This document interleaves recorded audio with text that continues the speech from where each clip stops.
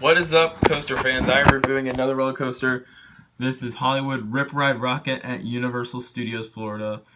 It is a Marchand X-Cart coaster opened in 2009, and I'm going to reveal all my thoughts on it first. But before I continue on, let's review the stats. It is 167 feet tall, making it one of the taller coasters in Orlando and in Florida.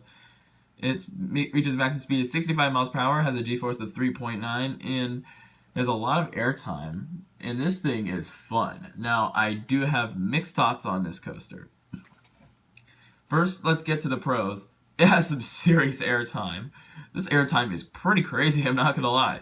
Because of the way the restraint is set, it has a lot of room in it, which I think it's comfortable. You get some pretty serious ejector. I'd love that.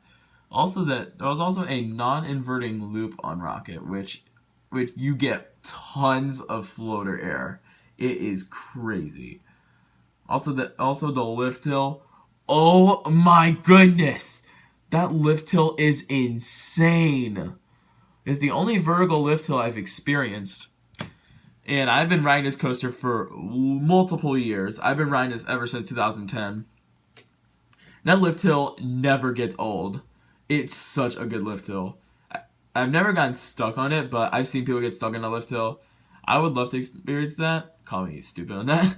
But yeah, that does look crazy though. Also, I love the fact that you get to choose your own music, which is nice. Plus, this is a weird roller coaster. I mean, I love this coaster because it's weird. It's a weird ride. And it's a nice long ride too. Now, this coaster isn't exactly the most perfect coaster I've ever done.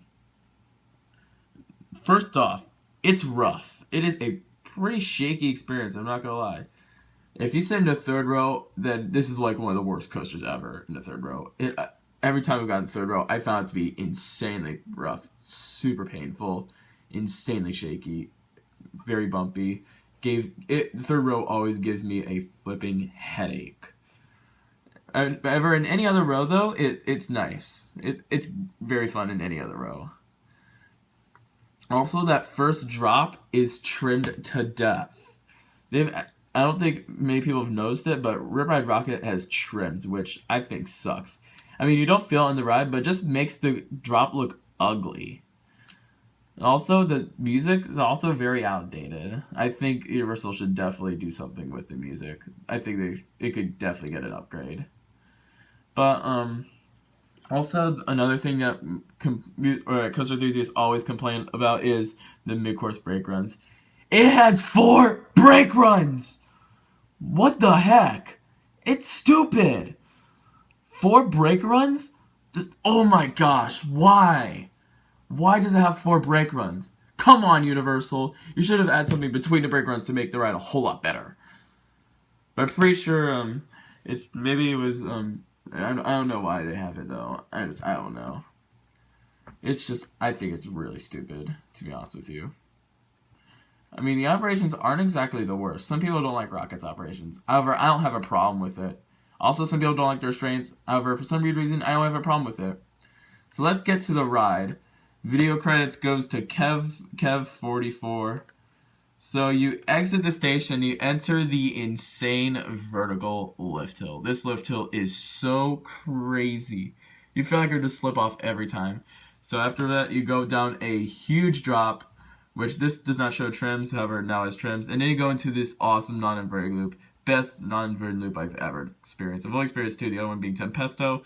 So anyways, you get into the first brake run, which we know sucks. All the brake runs suck. But anyways, then you go to another drop, and then you make this intense turn. Now, this turn could actually make you black out. I've blacked out maybe like once or twice on it. It's a really tense moment. So it's a treble clef, and then you enter an insane airtime hill into another brake run.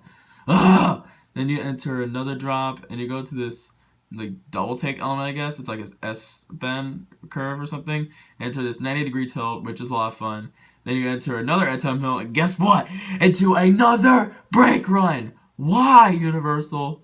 Okay, then you enter this weird twisty drop, and you go through some nice twistiness, and it's in this cool helix, or like incline loop, I guess. It's really forceful. And then you enter an airtime hill to another brake brake run! Ugh! And more airtime hills, and to the final brake run, but this time because the ride's over.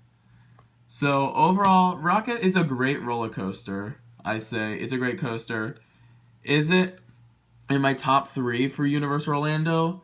No, it's not. I like Hungarian Hardtail, Chinese Fireball, and Hulk better. However, it's not a bad coaster at all. I surprisingly enjoy this more than the Mummy. Some people enjoy the Mummy more. However, for some weird reason, I actually enjoy this coaster just a little more. But both coasters are close, though. So for Rocket's final score, what am I giving it? An 8 out of 10. It's a great coaster. I love this ride. I've been riding this ever since I was a young kid. It's a great coaster. And so if you go to Universal, I do suggest riding it. I think it's worth your time if it's less than an hour. However, don't wait for this ride if it's more than an hour. It's not worth the line. However, it's an enjoyable coaster. I enjoy it. Is it exactly the perfect coaster? Not at all. But no coaster is perfect. Not even Fury. But that is it for this review. I hope you guys enjoyed. Like, comment, subscribe. See you all next time.